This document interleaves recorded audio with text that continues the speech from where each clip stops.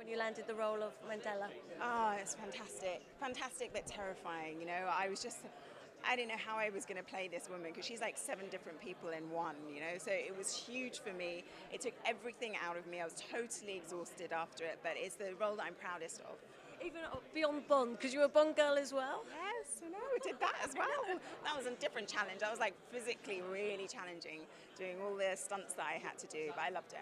And I'm looking forward to coming back. You would have had to have got so immersed into the life of Winnie and Nelson Mandela, having taken on this project. It must have made his recent passing so surreal and so sort of devastating for you. Yeah, it was really weird. I was so affected, and it was very strange. And I thought, I never actually met him. Why am I so affected? And then I realized, I spent so long researching him and imagining myself in love with him as well, and imagining that I'd met him, that I felt really connected to him. So it was a huge blow for all of us.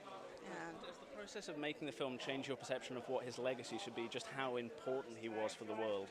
Yeah, it makes me even prouder to be part of this film and to be part of the celebration of his legacy, and also to be a part of a film that really educates people about who he was as well, because Mandela always says he's not a saint, and he really emphasized that.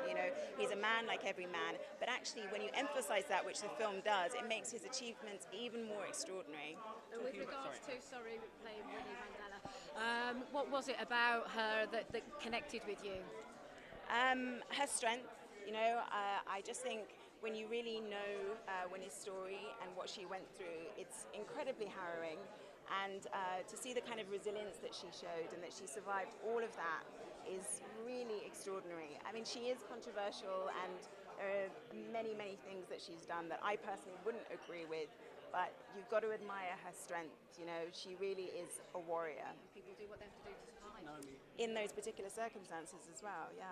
Right. Talking about strong women, of course, Miss Moneypenny has the distinction of being the one woman that Bond can't seduce. Do you feel a responsibility there to make her a strong feminine role model as the films progress? I do, but that's the kind of remit that I had from the very beginning. That's what the producers wanted. They wanted a powerful, strong woman. They wanted me to come in and kind of reinvent the role, and that's what I love. I love playing powerful, strong women. That's all I play, really. Of course, your sparring with Daniel was fantastic in the last film. We can't wait to see more of that. What was it like, and how did you kind of work on getting that chemistry just right?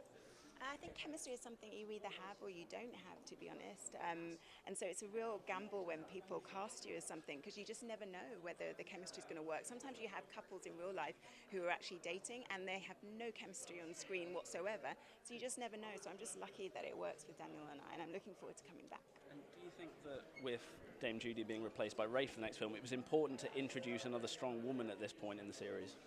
That's a really good point. Yeah, to balance things out, I think you're totally right. That is really, but I'm still mourning the loss of Judy, because she is for me the ultimate M, and no one can replace her.